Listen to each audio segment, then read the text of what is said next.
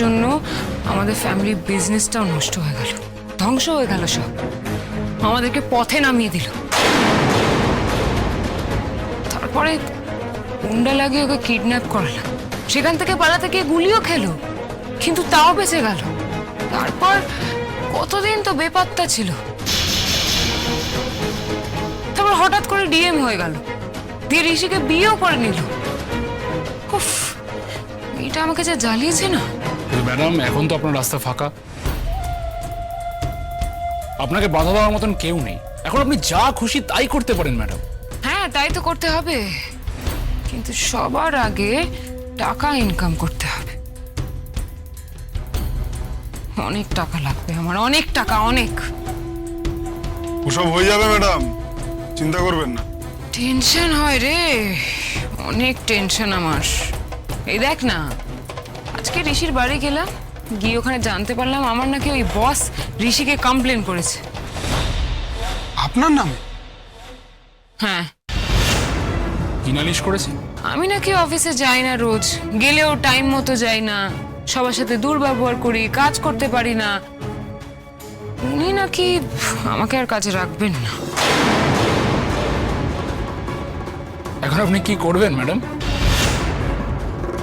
ওনার কাছে গিয়ে সরি চেয়ে নেব।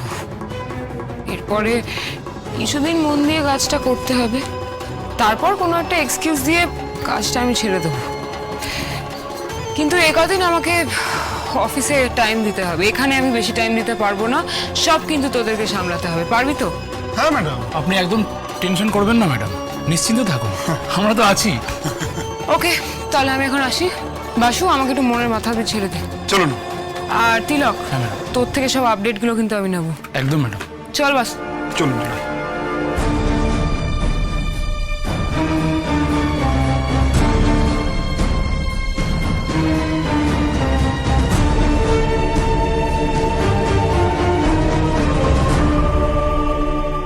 তাহলে আমাকে ছেড়ে দে, আর কালকে আমি আসছি, যা কথা কালকেই হবে। ওকে ম্যাডাম, চলুন। আবার কোথায় যাচ্ছে এরা?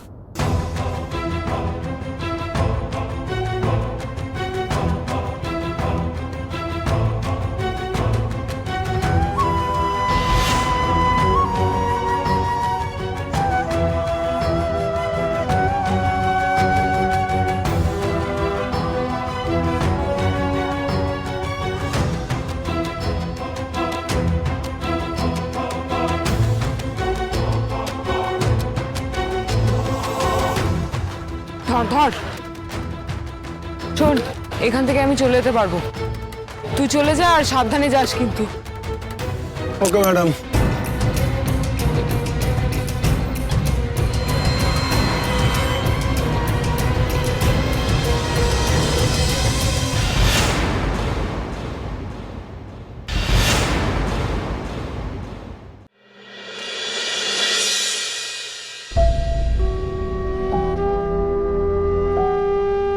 সত্যি কথা বলছিস তুই? হ্যাঁ মা, সত্যি কথা বলছি। তোর তোর বাবার রায়কে আটকেছে, যেতে দেয়নি?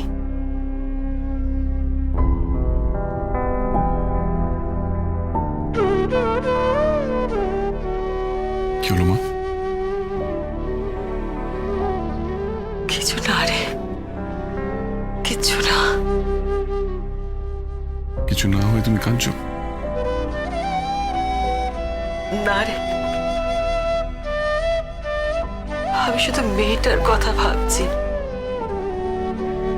যে মেয়েটা সারাটা জীবন চেষ্টা করেছিল তোর বাবার মন জুগিয়ে চলতে। আসলে জাহ্নবীর তো বাবার কাছ থেকে কখনো আদর পায়নি, তাই সারাটা জীবন চেয়েছিল তোর বাবার মন জয় করতে, অথচ দেখ পারল না, মেয়েটা পারল না।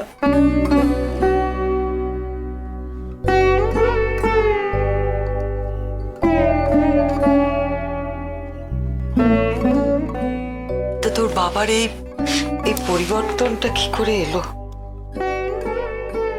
না, জাহ্নবীর এক অফিস কলিগ এসেছিল, জানো? জাহ্নবী আমাদের সবাইকে নিয়ে ঘুরতে যাওয়ার প্ল্যান করেছিল। জাহ্নবী যে ফ্লাইট টিকিট, হোটেল বুকিং সবকিছু করেছিল তারই কাগজপত্র নিয়ে এসেছিল। ও 15 দিনে ছুটি নিয়েছিল এই কারণে। মা, এটা আজ প্রমাণ হয়ে গেছে যে তুমি ঠিক আর আমিই ভুল ছিলাম। মা, আমি অকারণে জাহ্নবীকে সন্দেহ করেছি। আমি জাহ্নবীর যোগ্য নয়। আমি জাহ্নবীকে চিনতে ভুল করেছি। আমি ভাবতাম আমি জাহ্নবীকে চিনি, ওকে বুঝি, ওকে ফিল করতে পারি, কিন্তু সবটাই ভুল মা, সবটাই মিথ্যে।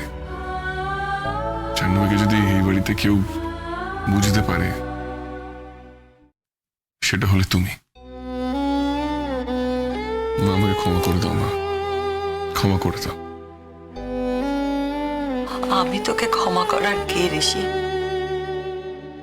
তুই বরং জাহ্নবীর কাছে ক্ষমা চা।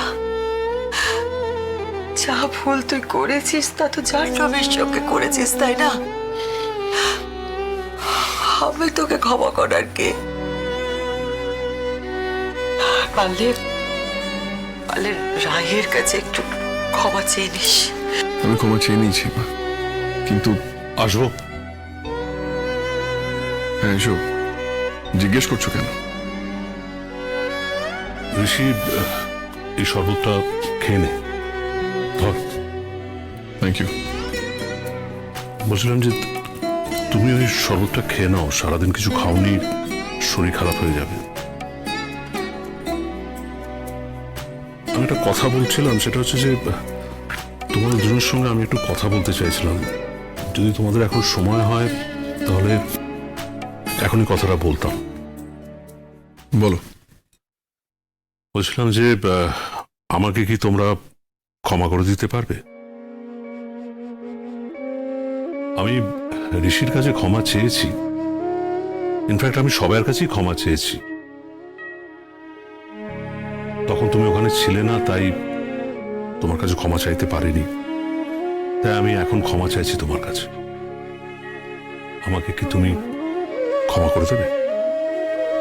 আমার সত্যি ভালো লাগছে প্রতীক, যে তুমি নিজের ভুলটা বুঝতে পেরেছ। কিন্তু কিন্তু অনেক দেরি হয়ে গেছে প্রতীক। আমি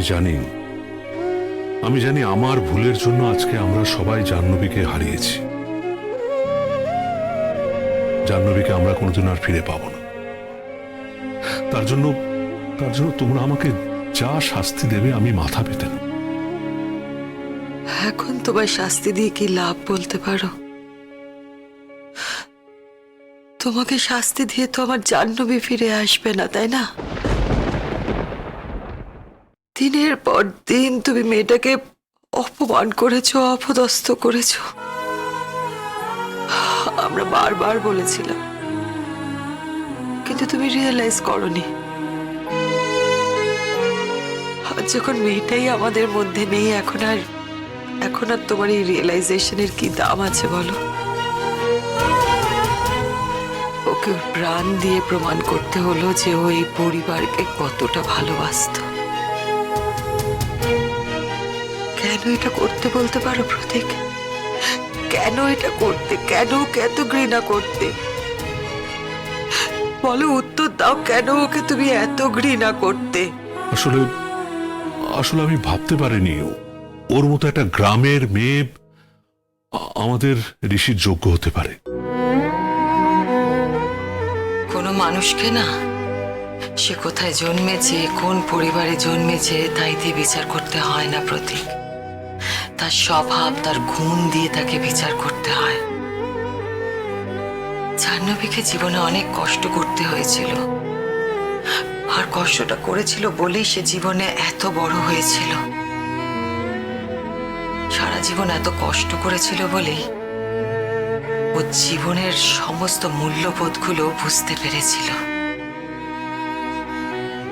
জীবনে কষ্ট করলে তবেই তো মূল্যবোধ বোঝা যায়, তাই না? আমি জানি গো, আমি সব বুঝতে পেরেছি। আমার ভেবে ভালো লাগছে প্রতীক, যে তুমি তোমার দোষ স্বীকার করলে। কিন্তু এত দেরি করে ফেলেছো না যে মন থেকে ইচ্ছেই হচ্ছে না যে আমি তোমাকে ক্ষমা করি। এই যে তোমার ভেতরটা এখন জ্বলে পুড়ে ছারখার হয়ে যাচ্ছে, আমি চাইছি তোমার সেটাই হোক।